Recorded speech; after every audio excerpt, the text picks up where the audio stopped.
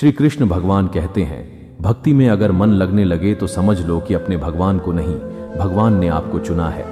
श्रीमद् भागवत गीता एक धर्म के लिए नहीं है, बल्कि इस धरती के हर इंसान को पढ़ना और समझना चाहिए, ताकि वह अपनी जिंदगी में सुख, शांति और सफलता को प्राप्त कर सके। कहा जाता है कि जिस घर में गीता का पाठ हर रोज पढ़ा जाता है या सुना जाता है, उसे घर में भगवान श्री कृष्ण स्वयं आते रहते हैं। और इन विचारों को रात में सोने से पहले जरूर सुने। श्री कृष्ण कहते हैं, जिंदगी में कुछ नेक काम ऐसे भी करने चाहिए जिनका उसे ऊपर वाले के सिवा कोई दूसरा गवाह ना हो। जीवन मिलना भाग्य की बात है, मृत्यु होना समय की बात, मगर मृत्यु के बाद भी लोगों के दिलों में जीवित रहना यह कर्मों की बात है।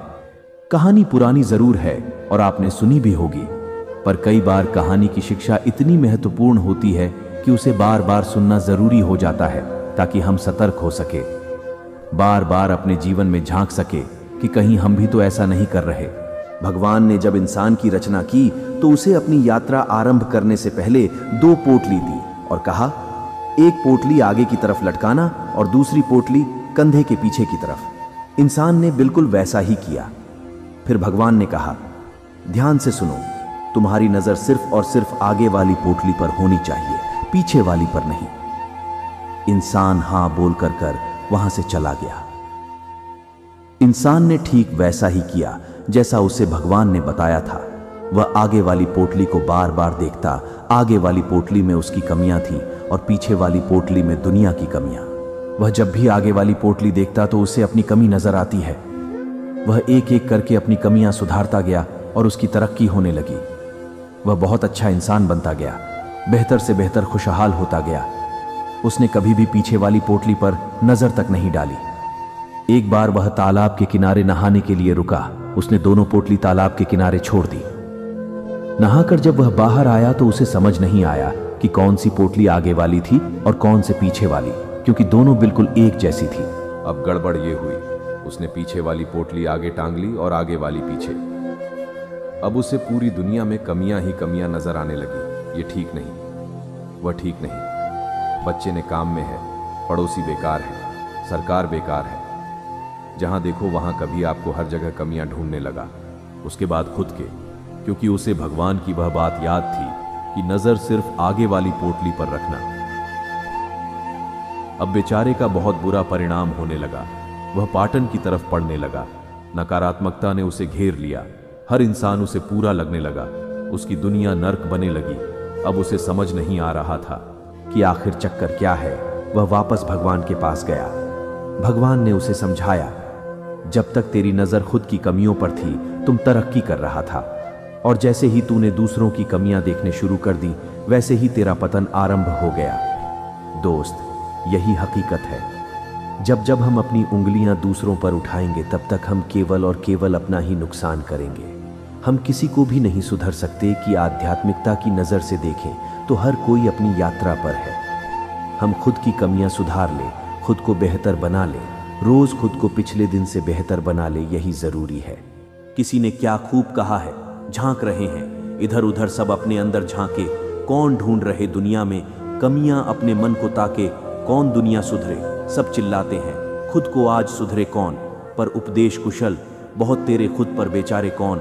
हम सुधरे तो जग सुधरेगा, ये सीधी बात विचारे कौन।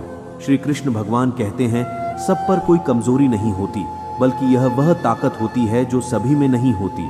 दुआ कभी खाली नहीं जाती, बस सही वक्त पर कबूल होती है। मनुष्य अपने विश्वास से निर्मित होता है, जैसा वह विश्वास करता है वैसा ही वह बन जाता है। हर चीज की नकल की जा सकती है, लेकिन चरित्र और व्यवहार नहीं। अपनी सोच को काबू में रखें, क्योंकि आपकी सोच भी असलियत के रूप लेगी। अगर नीयत अच्छी हो तो नसीब कभी बुरा नहीं होता। दिमाग में विचारों की भीड़ इतनी कम होगी, जिंदगी का सफर उतना ही आसान होगा। मन का झुकना भी बहुत जरूरी है। सिर्फ सर झुकाने से भगवान नहीं मिलते। अगर आप उन बातों और परिस्थितियों की वजह से चिंतित हो जाते हैं जो आपकी नियंत्रण में नहीं है, तो इसका परिणाम समय की बर्बादी और भविष्य का पछतावा है। आप दुख पर ध्यान देंगे तो हमेशा दुखी रहेंगे। आप सब पर ध्यान देंगे तो हमेशा सुखी रहेंगे, क्योंकि आप जिस पर ध्यान देते हैं वही चीज सक्रिय हो जाती है। श्रीमद् भागवत गीता में भगवान श्री कृष्ण कहते हैं, कि जिस तरह प्रकाश की ज्योति अंधेरे में चमक ली है, ठीक उसी प्रकार सत्य भी चमकता है। इसलिए मनुष्य को हमेशा सत्य की राह पर चलना चाहिए। मृत्यु एक अटल शब्द है जिससे कभी पतला नहीं जा सकता। इस संसार का सबसे निर्माण हुआ है, तब से जन्म मृत्यु को चक्र चलता आ रहा है। कोई मनुष्य चाहे लाख चीज जान ले, चाहे वह पूरी जगत को जान ले, लेकिन अगर वह स्वयं को नहीं जानता तो वह अज्ञानी है। श्री कृष्ण भगवान कहते हैं, अगर कोई आपको ठुकरा दे तो बुरा मत मानना, क्योंकि वह वास्तव में आपकी कीमत नहीं जानते। बुरा वक्त गुजर जाता है, बस उसे ऊपर वाले को हमारा सब्र आजमाना होता है।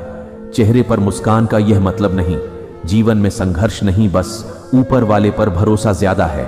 जिंदगी में अगर कुछ बड़ा करना है तो दो चीज हमेशा याद रखना, जो खोया है उसका गम नहीं, जो पाया है वह भी किसी से काम नहीं है। तबीयत से व्यक्ति जितना कमजोर नहीं होता, उससे ज्यादा और नकारात्मक विचारों से थकता है।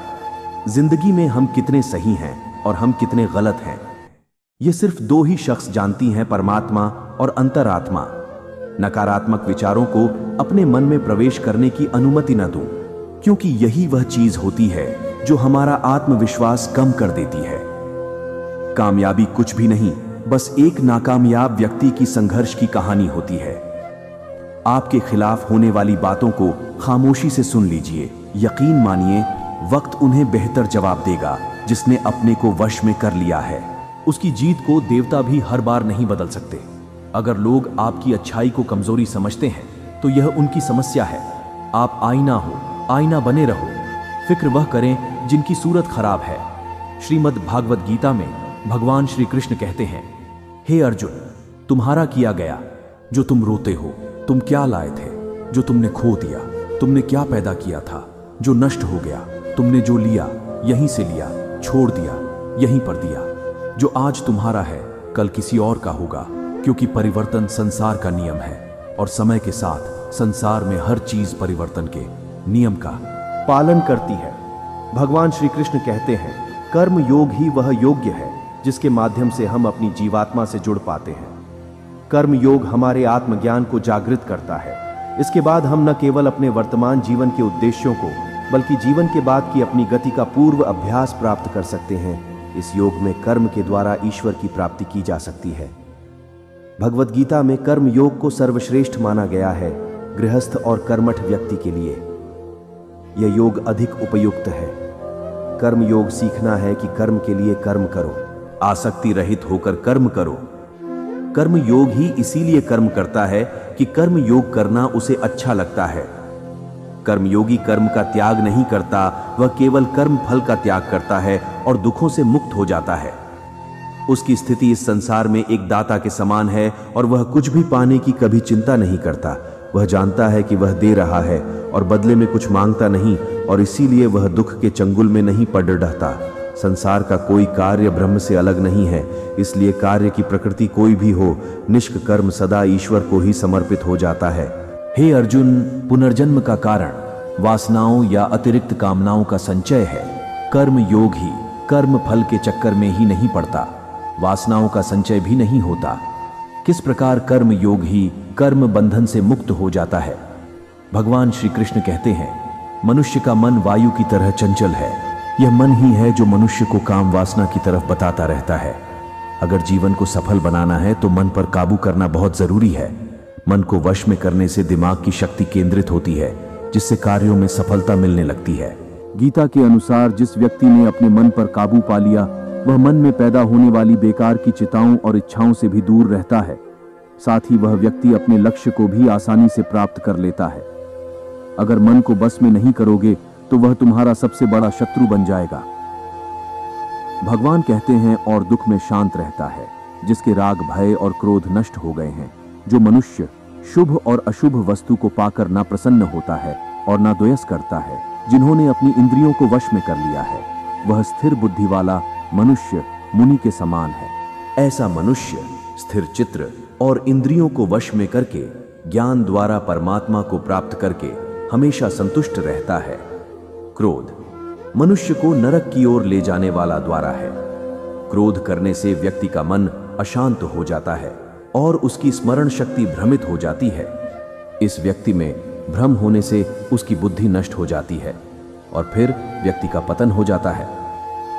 भगवान श्री कृष्ण कहते हैं, मनुष्य को क्रोध करने से बचना चाहिए। कितना भी गुस्सा आए, स्वयं को शांत रखने का प्रयास करें। श्री भगवान कहते हैं, जिस प्रकार समुद्र की स्थिति अचल है, वह अपनी स्थिति से विचलित नहीं होता, मर्यादा का त्याग नहीं करता, उसी प्रकार परमात्मा के स्वरूप में स्थित योगी स्थिति भी सर्वप्रथा अचल होती है। बड़े से बड़े सांसारिक सुखों दुखों का सहयोग वियोग होने पर भी उसकी स्थिति में जरा भी अंतर नहीं पड़ता। कृष्ण भगवान कहते हैं, जो दर्द आज सह रहे हो, आगे चलकर वही तुम्हारी ताकत बनेगा। मुसीबत में अगर मदद मांगना हो, सोच कर मांगना, क्योंकि थोड़ी देर के लिए ही होती है, और एहसान जिंदगी भर का तजुर्बे उम्र से नहीं आते, हालातों से आते हैं। जमाने में आए हो तो जीने का हुनर भी रखना। दुश्मनों से कोई खतरा नहीं, बस अपनों पर नजर रखना। राधे राधे।